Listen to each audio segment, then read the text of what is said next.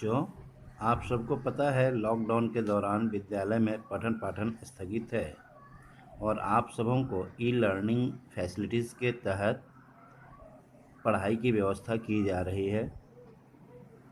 इसी के तहत आज हम लोग 10वीं कक्षा के लिए हिंदी व्याकरण के अंतर्गत वाच्य का अध्ययन करेंगे। मैं धर्मेंद्र कुमार उपाध्याय उत्क्रमित +2 उच्च विद्यालय गारू से आप सबों को आज 10वीं कक्षा के पाठ्यक्रम अंतर्गत वाच्य के बारे में बताने जा रहा हूँ।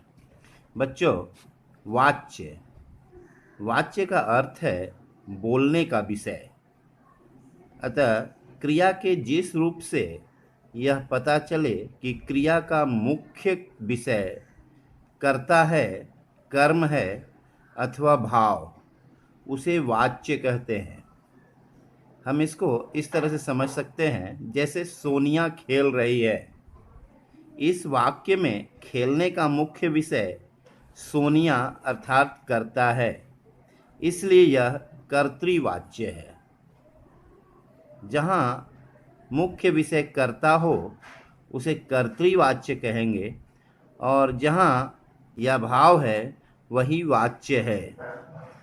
वाच्य के मुख्यतः दो भेद होते हैं, एक कर्तृवाच्य और दूसरा अकर्तृवाच्य।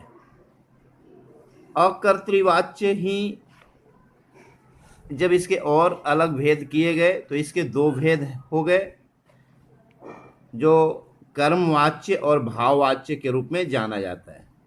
इस प्रकार हम कह सकते हैं कि वाच्य को 3 रूपों में हम विभक्त कर सकते हैं, कर्तृवाच्य, कर्मवाच्य और भाववाच्य। सबसे पहले हम कर्तृवाच्य। इसमें कथन का केंद्र कर्ता होता है और कर्म गौण होता है।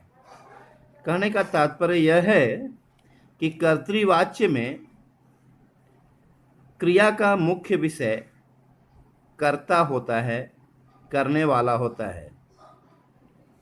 कर्तृवाच्य में क्रिया अकर्मक भी हो सकती है और सकर्मक भी हो सकती है। जैसे कि उदाहरण में हम देखें, राजीव सोता है। राजीव सोता है, यहाँ राजीव कर्ता हुआ और सोता है क्रिया। ये सोता है क्रिया अकर्मक है। आप सब पहले से जान चुके हैं सकर्मक क्रिया और अकर्मक क्रिया के बारे में। तो यहाँ सोना एक अकर्मक क्रिया है। तो इस प्रकार हम देखते हैं कि इस उदाहरण में राजीव सोता है, यहाँ यह एक कर्तृवाच्य प्रधान वाक्य है, जहाँ कर्ता मुख्य विषय है और इसका कर्म जो क्रिया है वो अकर्मक है। एक दूसरा उदाहरण, राजीव पुस्तक पढ़ता है। राजीव पुस्तक पढ़ता है, यहाँ राजीव मुख्य विषय हुआ और पढ़ता है एक सकर्मक क्रिया। इन दोनों वाक्यों में कर्ता ही वाक्य का केंद्र बिंदु है, इसलिए हम कह सकते हैं ये दोनों उदाहरण कर्तृवाच्य के हैं। अब हम अकर्तृवाच्य के बारे में जानें। अकर्तृवाच्य जिस वाक्य में कर्ता गौण हो, अर्थात कर्ता मुख्य विषय के रूप में न होकर कर्म अथवा भाव ही मुख्य विषय हो, उसे हम अकर्तृवाच्य कहते हैं। इस प्रकार अकर्तृवाच्य को 2 भागों में बांटा जा सकता है। पहला, यदि केंद्र बिंदु कर्ता न होकर कर्म हो तो उसे हम कर्मवाच्य कहेंगे, और यदि मुख्य विषय भाव हो तो हम उसे भाववाच्य कहेंगे।